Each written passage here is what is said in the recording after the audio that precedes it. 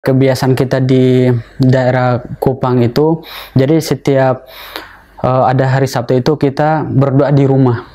Tapi dengan adanya patung Yesus dan Bunda Maria. Ana waktu itu syahadat di Jawa Timur. Almarhum Pak Sunardi. Ya, karena waktu itu juga ya ceritanya hampir sama dengan istri Ustadz Iwan, yaitu ya kita belajar. Cuma ya itu kita nggak tahu kalau ternyata pondok pesan tempat kita yang untuk belajar itu ternyata adalah punya yayasan orang Islam gitu. Ceritanya karena kalau kita lihat sendiri daerah NTT itu kan yang pertama pendidikannya itu kan kurang. Nah akhirnya ya udah, kebetulan pada saat itu sebelumnya itu yang ditawarin kakak perempuan saya mau untuk ke pondok pesantren, tapi orang tua saya nggak izinin. Akhirnya Ana sempat mengajukan diri sendiri biar saya yang ke Pulau Jawa belajar gitu. Kalau ketika Ana setelah sadat, ya Ana masih dalam hati, dalam kepribadian pribadi, ya Ana kesini hanya untuk belajar. Nggak ada istilahnya Ana harus, walaupun saat itu Ana udah sadar, tapi Ana dalam hati untuk istilahnya untuk masuk Islam atau memeluk agama Islam itu nggak ada, karena Ana kesini hanya untuk belajar, bukan untuk pindah agama. Ya jadi saat itu ada beberapa surat-surat yang bisa dihafal, yaitu Ana pertama kali menghafal surat Al-Fatihah, Al-Kautsar, dan Al-Ikhlas. Nah, ketika Ana menghafal 3 surat itu, istilahnya Ana merasa, ya istilahnya merasa diri itu bersalah gitu. Ketika Ana udah masuk Islam, kok Ana itu tidak merasakan keislaman Ana pada ketika Ana udah syahadat. Ketika Ana udah mulai bisa membaca Al-Quran dan juga udah bisa menghafal surat-surat yang pendek, akhirnya ketika terutama surat Al-Kautsar, nah salah satu surat yang membuka hati saya untuk ini jalan saya yang sebenarnya gitu. Akhirnya pada saat itu juga saya juga istilahnya bernekat untuk coba belajar Islam gitu. Akhirnya saya terbiasa membaca Al-Quran yang ada artinya, baca itu, terus ada di beberapa ayat pertama juga menemukan ternyata Al-Quran itu menyindir Injil, ya terus dipelajari, tanya ke ustadz di sekitar, akhirnya ya udah bertekad untuk coba pelajari agama Islam gitu. Sebenarnya kalau untuk ketertarikan saya ke Islam itu, sebenarnya ketika saya syahadat pun istilahnya hati itu mungkin Allah masih tutup, belum kasih hidayah. Cuma ketika saya udah menghafal surat Al-Fatihah, Al-Kautsar, dan Al-Ikhlas itu, nah disitulah saya udah mulai merasa ternyata selama ini saya udah salah, mengkhianati kesaksian saya sendiri. Akhirnya pada ketika itu saya udah menghafal surat itu dan mulai mempelajari agama Islam ya sedikit demi sedikit, akhirnya di situ saya tekadkan diri untuk coba untuk mempelajari agama Islam dan mendalaminya. Oh, berarti dulu saat itu nggak ada niat ya? Iya, nggak ada niat. Soalnya karena saya hanya datang ke Pulau Jawa bukan untuk pindah agama, hanya untuk belajar. Yang ketika saya pahami, inna dina indallahi Islam. Gitu kan? Satu-satunya agama yang Allah ridhoi. Dan ketika diutusnya para nabi dari Nabi Adam sampai Nabi Muhammad SAW, itu beliau semua hanya mengajarkan Islam. Nggak ada dalam sejarah misalnya Nabi Musa mengajarkan agama Yahudi atau Nabi Isa mengajarkan agama Nasrani, nggak ada. Sebenarnya semua Nabi hanya tujuannya satu, yaitu ketika hanya menyuruh kepada menyembah Allah, yaitu Islam. Nah, ketika saya masuk Islam, saya sempat tidak ada kabar dari keluarga sampai tahun 2015. Dari zaman pertama kali saya syahadat sampai 2015, yaitu ketika saya lulus SMA, itu saya nggak ada kabar. Nggak ada istilah telepon ataupun kabar, itu tidak ada. Bahkan saya pun istilahnya teman-teman yang lain itu dikirimin uang oleh orang tuanya, saya dengan adik saya tidak dikirimin. Tetapi bahkan satu cerita itu, saya sama adik saya itu kalau pengen beli sabun itu harus cari barang-barang bekas di kali atau cari tembaga untuk dijual. Nah gitu sih. Pada tahun 2014 itu saya sama adik saya pernah didatangi sama paman saya dari Timor Leste langsung. Terus paman saya itu ya ngajak saya sama adik saya untuk balik, untuk masuk kembali lagi agama semula. Bahkan paman saya bilang gini, kita akan biayai sekolah kamu sampai selesai, bahkan kuliah pun kita kasih. Tapi saya bilang gini, enggak paman, saya udah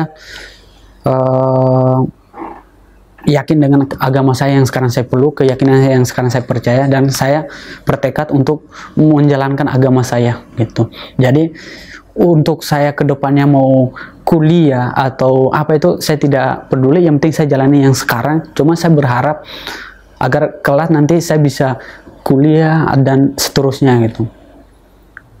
Cuman kalau ketika tahun 2015 pertama kali saya pulang itu, dari respon dari orang tua ya, ketika 1 minggu 2 minggu saya di sana ya istilahnya masih cuek-cuek gitu. Tetapi pada saat itu juga saya buktikan bahwa saya yang dulu dan saya yang sekarang beda. Dan alhamdulillah pada ketika saya di Kupang ada Ustadz Zakaria, itu beliau ketika ada suruh anak ngisi khutbah Jumat di beberapa masjid, akhirnya di situ saya bilang ke orang tua, dulu saya ke Pulau Jawa itu saya dalam keadaan yang bodoh, tidak mengerti apa-apa, dan saya belajar itu karena saya punya niat, dan niat saya apa? Saya ingin merubah image orang tua saya. Dan saya ingin buktikan bahwa ketika kalian dulu mengantarkan saya dalam keadaan yang bodoh, sekarang saya alhamdulillah udah punya pengetahuan, walaupun belum semua pengetahuan saya tahu, tetapi saya ingin merubah image kita gitu. Dan alhamdulillah saya memperlihatkan akhlak saya, dan alhamdulillah bahkan saya ketika di rumah saya dikatakan oleh teman-teman atau tetangga bilang itu saya itu anak manja, atau anak istilahnya itu anak rumah, karena saya kayak orang-orang lain itu jalan-jalan kemana, saya hanya di rumah. Orang-orang ajak saya bermain, saya hanya duduk aja di rumah.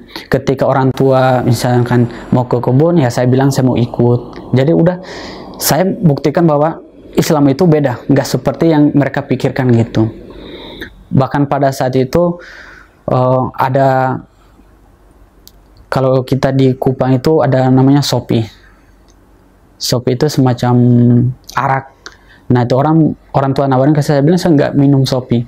Dan saya juga berbukti saya tidak merokok, tidak minum, dan tidak seperti yang mereka lihat di tempat di Kupang itu, di daerah sekitar. Ketika setelah anak mempelajari Islam, yang Ana rasakan emang sangat berbeda.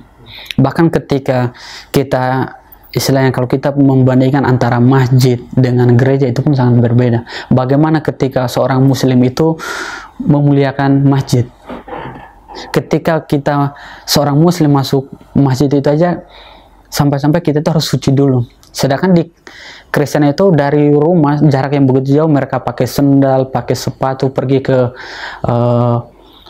ke gereja untuk beribadah kepada Tuhannya.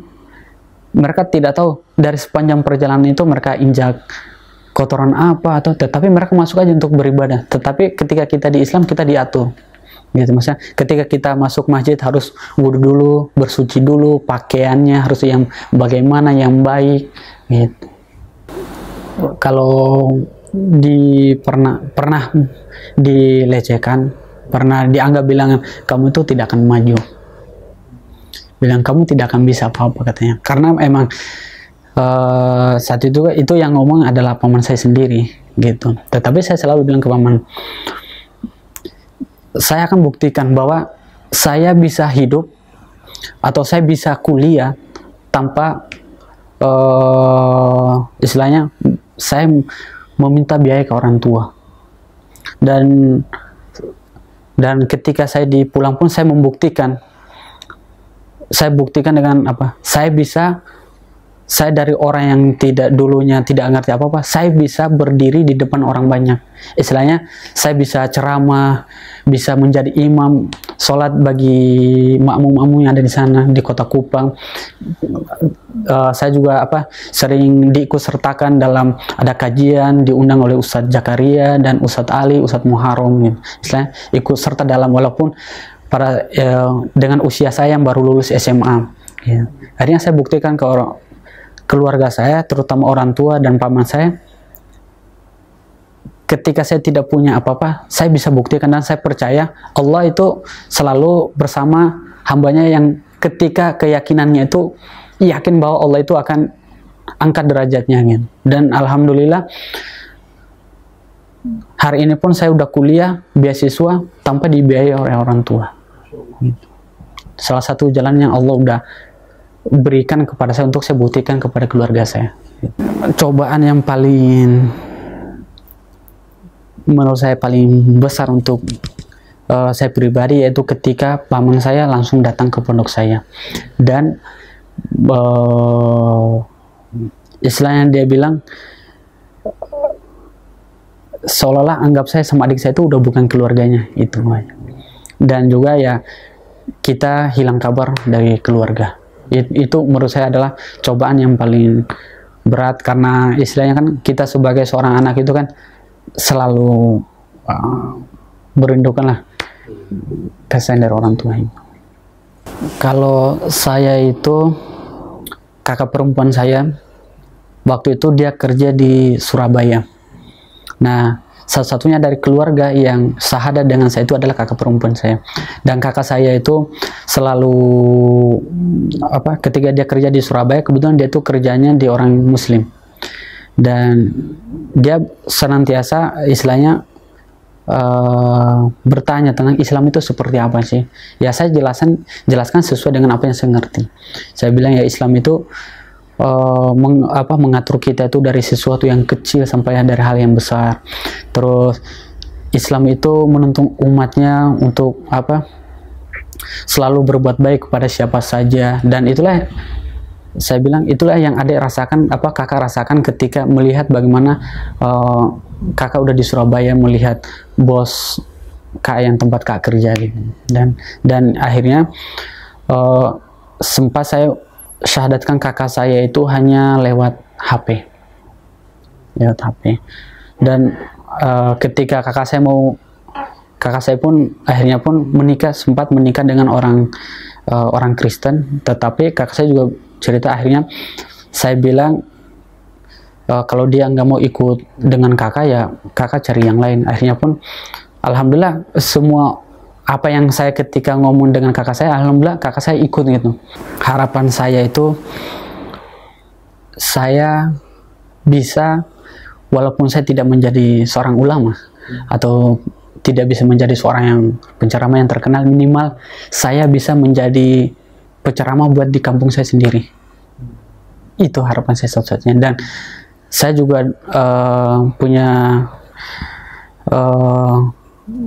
cita-cita sendiri bisa mengajak kedua orang tua saya untuk masuk Islam gitu. Dan juga bisa mengajarkan Islam di tempat saya sendiri, yaitu di kota Kupang. Yang ingin Ana sampaikan, Islam adalah agama rahmatan lil alamin. Islam tidak pernah melecehkan agama yang lain, dan Islam adalah satu-satunya agama yang tidak pernah melakukan kekerasan kepada umat agama yang lain. Islam selalu memberikan kebaikan, selalu menebarkan senyuman, selalu menebarkan cahaya kepada agama yang lain. Tetapi sadari bahwa ketika ada seseorang yang buat kesalahan, yang salah bukan agamanya, terutama agama Islam. Agama Islam tidak salah, dan agama Islam tidak pernah mengajarkan pemeluknya untuk melecehkan agama yang lain. tetapi Islam selalu mendidik hambanya untuk senantiasa berbuat baik kepada sesama manusia.